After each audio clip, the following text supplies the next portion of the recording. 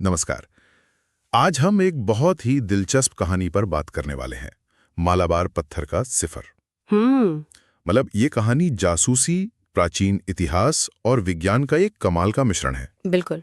कहानी एक जासूस लूनिया से शुरू होती है, जिसे मजे की बात है जंगल से नफरत है।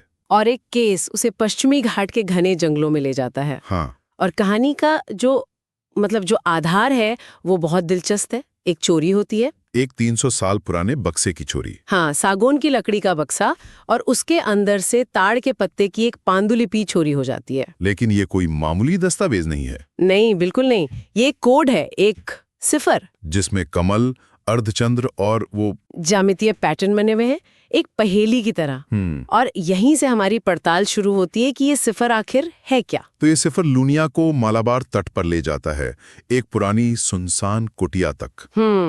ये लेकिन उसे वहां जो मिलता है वो जवाबों से ज्यादा कह सकते हैं सवाल खड़े कर देता है। उसे चोरी हुआ बक्सा तो मिल जाता है। हाँ, बक्सा मिल जाता पर वो खाली है। और ये कहानी का पहला बहुत ही अहम मोड़ है। अच्छा। हाँ, क्योंकि यहाँ लेखक ने जो एक क्लासिक जासूसी सेटअप होता है ना, उसे पूरी तरह से पलट दिया है। बिल्कुल। आम तौर पर सुराग हमें चोर तक ले जाते हैं, लेकिन यहाँ सुराग हमें चोर के दिमाग के अंदर ले जा रहे हैं। वो मेज पर खरोच कर लिखे गए अनुवाद की वजह से। सही कहा। वो जो शब्द है, मालाबार, पत्थर, रक्षा, मंदिर, तीन जल, सोया हुआ देवता, ये बताता है कि चोर कोई मामूली चोर नहीं है। वो एक विद्वान है जो लूनिया से एक कदम आगे सोच रहा है। और फिर उसे दीवार में छिपी हुई एक और पांडुलिपि मिलती है, चमड़े पर लिखी हुई। हाँ।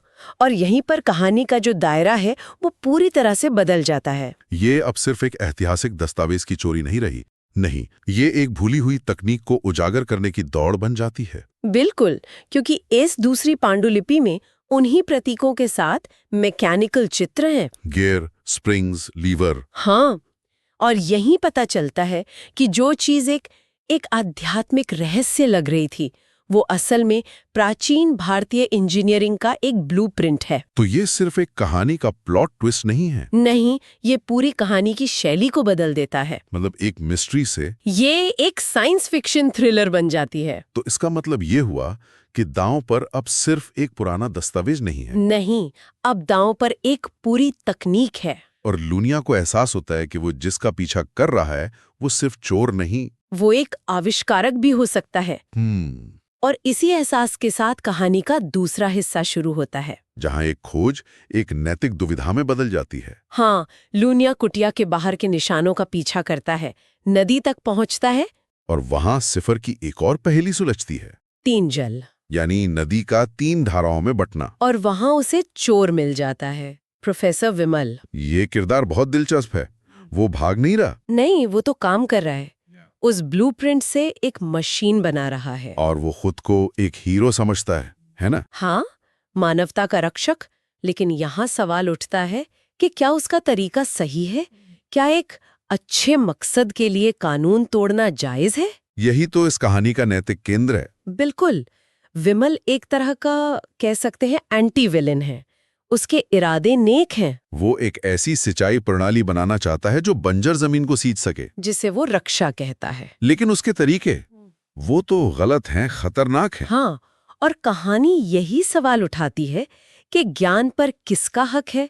क्या उसे बनाने वाले का या फिर पूरी मानवता का? विमल का तर्क तो यह है कि उसने अपना काम चुराया है और वो अपनी बात साबित करने के लिए उस मशीन को चालू भी कर देता है। हाँ। पानी की धारा मुड़ती है और वो कच्चा ढांचा वो काम करने लगता है। ये एक हैरान करने वाला पल है, क्योंकि ये साबित करता है कि वो प्राचीन सिफर सिर्फ एक थ्योरी नहीं था, वो एक काम करने वाली तकनीक थी। लेकिन कहानीकार यहाँ एक और मोड़ ले आता है। सफलता के उसी पल में जमीन धंस जाती है और विमल नदी में गिर जाता है। और उसके हाथ से वो मूल सिफर, ताड़ के पत्ते वाली पांडुलिपि छूटकर पानी में बह जाती है। अब लूनिया के सामने एक बहुत ही मुश्किल चुनाव है। उसे चुनना है एक इंसान की जान और एक अमूल्य ऐतिहासिक दस्तावेज के बीच। वो क्या चुनेगा? वैज्ञानिक को बचाएगा या उस ज्ञान को जो शायद हमेशा के लिए खो सकता है? और लूनिया इंसान को चुनता है।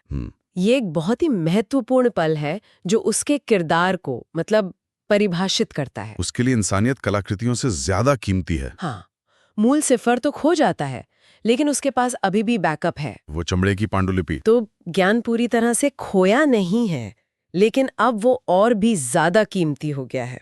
तो अब लूनिया और विमल एक टीम की तरह हैं, पर खतरा अभी टला नहीं है। बल्कि अब कहानी का असली पैमाना सामने आता है। लूनिया को एहसास होता है कि कोई और भी उनका पीछा कर रहा है। हाँ, विमल के भारी बूट्स के निशानों के ऊपर किसी पेशेवर के हल्के रनिंग शूज के निशान हैं। और ये कहानी को एक व्यक्तिगत टकराव से एक बड़ी साजिश की तरफ ले जाता है। सिफर का वो हिस्सा सुनो, 3 घंटियां। हाँ, अब वो सिर्फ एक पहेली नहीं बल्कि एक चेतावनी बन जाता है। लूनिया समझ जाता है कि ये कोई स्थानीय मामला नहीं है, कोई बड़ी ताकत इस तकनीक के पीछे है। और जब वे पहाड़ी की चोटी पर पहुंचते हैं तो उनका सामना होता है 3 घंटिया की एजेंट से। ये नाम ही कितना दिलचस्प है। हाँ, ये किसी व्यक्ति या संगठन का कोड नेम है जो बहुत ही पेशेवर और खतरनाक लगता है। अब ये खेल सिर्फ लूनिया और विमल के बीच का नहीं रहा। और उसी तनाव भरे पल में कहानी का एक और बड़ा राज खुलता है। मालाबार पत्थर। हाँ, विमल को जमीन में धंसा वो पत्थर